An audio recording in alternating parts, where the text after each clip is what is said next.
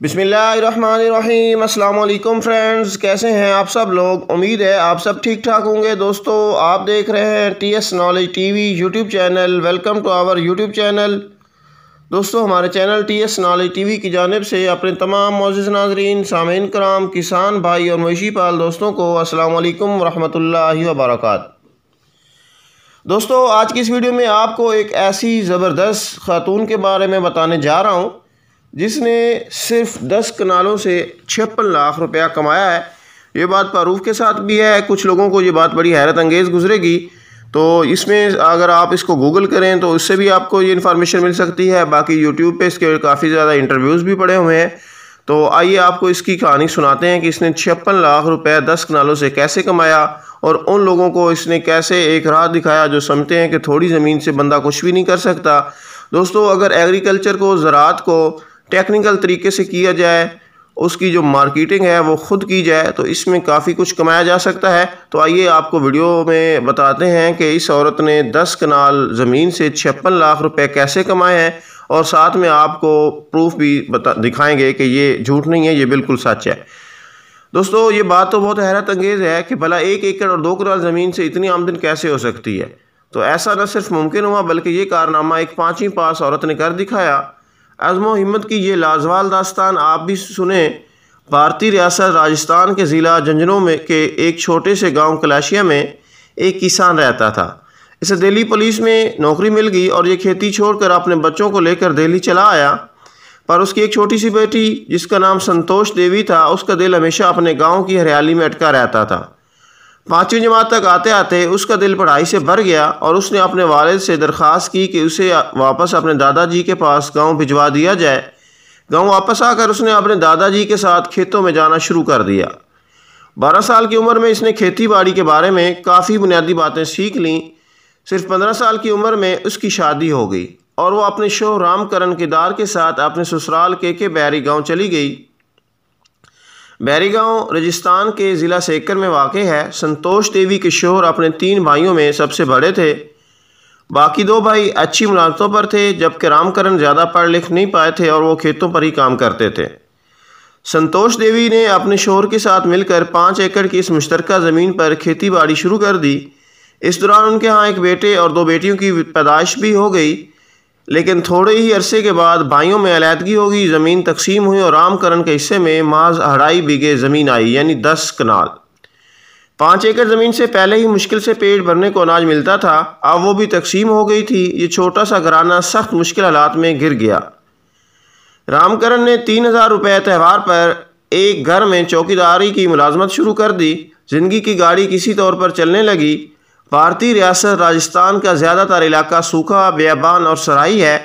पानी की दस्तयाबी बेहद मुश्किल है और आबो हवा सख्त, खुश्क और गर्म, जैसे कि पाकिस्तान में थर और चुलिस्तान है। इस तरह के सख्त हालात हैं।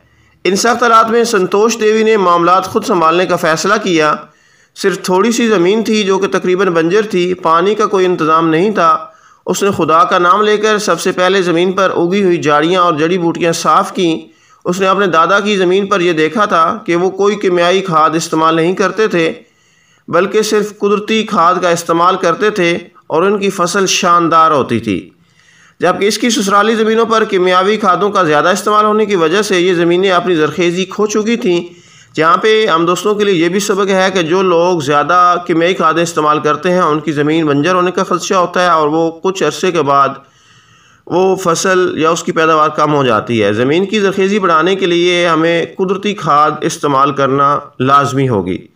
इसी तरह उसने कीमियाई खाद का इस्तेमाल ख़त्म करने का फ़ैसला किया। उसने ज़मीन पर मेहनत करना शुरू कर दी, मगर रवायती फसलों बाजरा, जवार, मकई वगैरह से जो आमदनी थी वो बीज, खाद और मजदूरी का खर्च बड़ी मुश्किलों से पूरी करती थी। हालात बहुत मुश्किल होते गए। इस घोर अंधेरे में ज़िला सीकर के ज़राअत अफसर इस बदहाल घराने के लिए रोशनी की किरण साबित हुए, जिन्होंने इस घराने को अनार काश्त करने का मशवरा दिया। दोस्तों, 2008 में उन्होंने वहाँ के ज़रूरी इदारे से अनार के 220 पौधे ख़रीदे, जिनकी कुल कीमत तकरीबन 8000 रुपये बनी। अगरचे वहाँ के फ़रोग़ कारोबार के इदारे अध्ययन केंद्र ने इनको इस ख़रीदारी के लिए सब्सिडी भी दी, मगर फिर भी बकाया रकम पूरी करने के लिए उनको अपनी वाहिद भैंस भी फ़रोख्त करना पड़ी। उनकी ज़मीन पर आपाशी के लिए पानी का कोई इंतज़ाम नहीं था। भैंस की फ़रोख्त से हासिल होने वाली बकाया रकम से उन्होंने एक छोटा सा ट्यूबवेल लगवा लिया। पानी की एक एक बूंद कीमती थी, सो उन्होंने ड्रिप इरिगेशन पर जाने का फ़ैसला किया।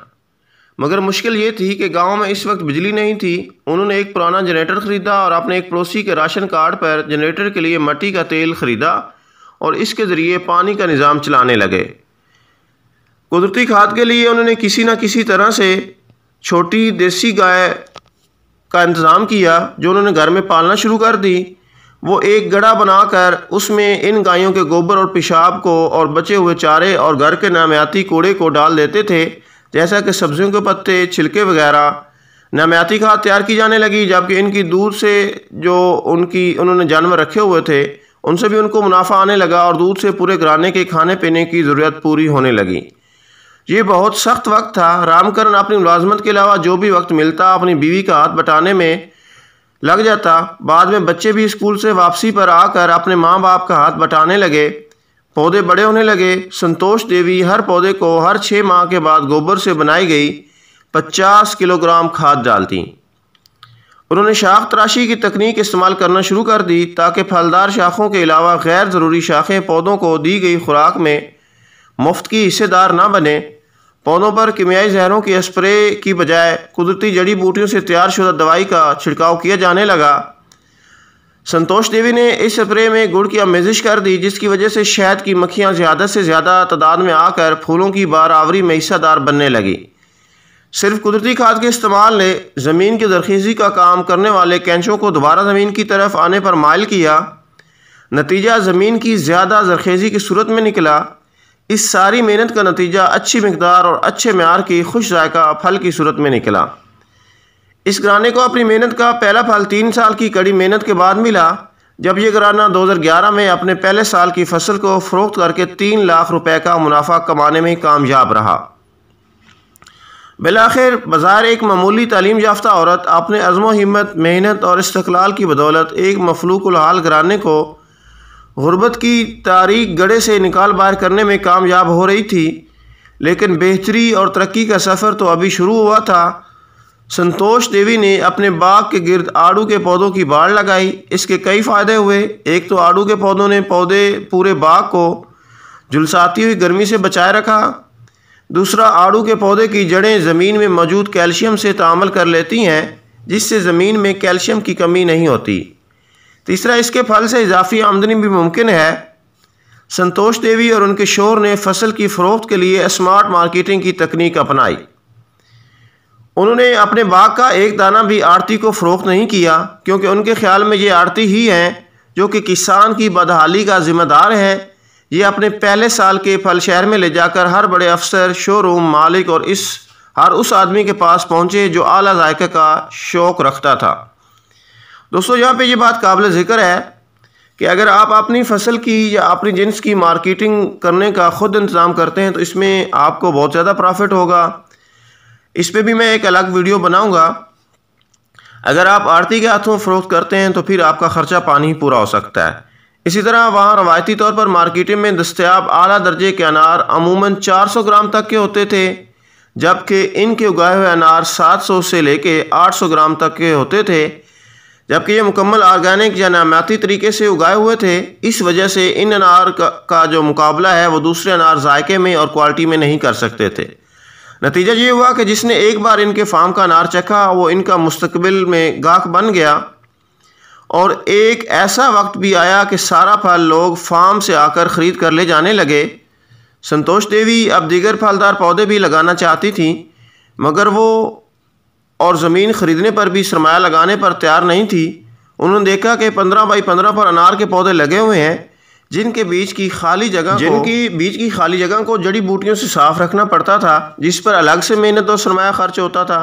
उन्होंने इसी खाली जगह को इस्तेमाल में लाने का फ़ैसला किया और मौसमी के 150 पौधे इन खाली जगहों पर लगा दिए। इसके अलावा दीगर दस्तयाब जगहों पर कीनू, लीमू और बेलगिरी के पौधे भी लगा दिए। संतोष देवी की कामयाबी को देखते हुए इर्द गिर्द के किसानों ने भी अनार लगाने शुरू कर दिए, मगर कामयाब ना हो सके। इसकी वजह गैर मेयारी पौधों को दस्तयाब होना था। आखिर किसान रहनुमाई के लिए इनके पास आने लगे। इससे रामकरण और संतोष देवी को एक नई राह मिली। और इस तरह साल 2013 में शकाफती करशी फ्रूट फार्म एंड नर्सरी की बुनियाद पड़ी। उन्होंने अपने पौधों से कलमें तैयार करना शुरू कर दी और 3 साल पहले तक संतोष देवी 15,000 अनार के पौधे सालाना फ़रोख्त कर रही थीं। इस वक्त ये सूरत हाल है कि संतोष एक पौधे से पहले सीज़न अगस्त-नवंबर में 40 किलोग्राम तक, जबकि दूसरे सीज़न नवंबर-दिसंबर में 30 किलोग्राम तक फल हासिल कर रही है, जबकि वो 100 रुपये किलो में फ़रोख्त करती है। इस तरह अनार के फल से हासिल होने वाली आमदनी 10 लाख तक, नर्सरी से 100 रुपया फ़ी पौधा के हिसाब से होने वाली 15,000 पौधे सालाना फ़रोख्त करके 15 लाख रुपए तक, मौसम्बी के 150 पौधों का फल 1,50,000 तक और लीमू और दीगर फल बेचकर 60 से 70 हज़ार रुपये तक सालाना कमा रही हैं। इस तरह अखराजात निकाल कर ये रकम 25 लाख रुपए तक हो जाती है, जो कि पाकिस्तानी रुपए में तकरीबन 56 लाख रुपए है। अगरचे गांव में 2013 में बिजली आ गई थी, लेकिन संतोष ने अपना ट्यूबवेल सोलर सिस्टम पर शिफ्ट कर दिया था। इनके तीनों बच्चे जो हैं वो BS एग्रीकल्चर कर चुके हैं और आगे इनका इरादा ज़राअत के शोबे में ही जाने का है। 2017 में संतोष देवी ने अपनी बड़ी बेटी की शादी कर दी। वो अपना फार्म छोड़कर जाने पर बहुत उदास थी। माँ ने बेटी के दुख का मदावा न सिर्फ 551 अनार के पौधे देकर किया, बल्कि शादी में शामिल होने वाले हर मेहमान को एक मौसम्बी और 2 लीमू के पौधे तोहफा के तौर पर भी दिए। इनके कहने के मुताबिक पैसा तो खर्च होकर ख़त्म हो जाएगा, जबकि एक फलदार पौधे का फल आने वाली कई नस्लों तक चलेगा। 2016 में इनको फ़रोग़ बागबानी के लिए रियासत की तरफ से कृषि मंत्रा अवार्ड से नवाजा गया, जिसके साथ इन्हें 1 लाख रुपए नकद इनाम भी मिले, जिससे उन्होंने बाग के दरमियान एक रेस्ट हाउस बनवा दिया, क्योंकि पूरे भारत से रोज़ाना 20 अफराद इनके फार्म को देखने और कामयाबी की इस दास्तान का मुशाहिदा करने के लिए आते हैं। इनमें से कुछ दिन यहाँ ठहर कर तहकीकी काम सर अंजाम देना चाहते हैं। इनको राइश की सहूलत देने के लिए इस अजीम औरत ने न सिर्फ वो सारा पैसा इस रेस्ट हाउस की तमीर पर लगा दिया, बल्कि लगभग रोज़ाना आने वाली इन 15 से 20 मेहमानों का खाना भी वो अपने हाथों से तैयार करती हैं। दोस्तों, ये थी कहानी इस औरत की। अगर किसी को किसी किस्म का डाउट हो, वो गूगल पे जाके, मैंने साथ में स्क्रीनशॉट अटैच कर भी दिए हैं, वो सर्च करे तो ये सारी चीज़ें उसके सामने आ जाएंगी। तो हमें भी जो कुछ कामयाब किसान हैं जो पाकिस्तान में हैं या इंडिया में हैं, उनसे सीखना चाहिए। और चंद चीज़ें जो मैं आपको अर्ज़ करूँगा कि एक तो जो कीमियाई खादें हैं उनका इस्तेमाल जितना कम हो सके उतना कम करें, ताकि हमारी ज़मीन की ज़रख़ेज़ी मुस्तक़बिल में बढ़े और वो मुस्तकिल तौर पर ज़मीन की ज़रख़ेज़ी बढ़े। दूसरे नंबर पे जो मार्केटिंग है ये बहुत अहम है। अगर आपने अच्छी मेहनत भी की है, आपकी फसल अच्छी भी है, अगर आप मार्केटिंग सही तरह से नहीं कर सकते तो आपका जो प्रॉफिट रेशियो है वो बहुत कम होगी। आप कोशिश करें कि कुछ चंद ज़िम्मेदार जो हैं वो मिल के भी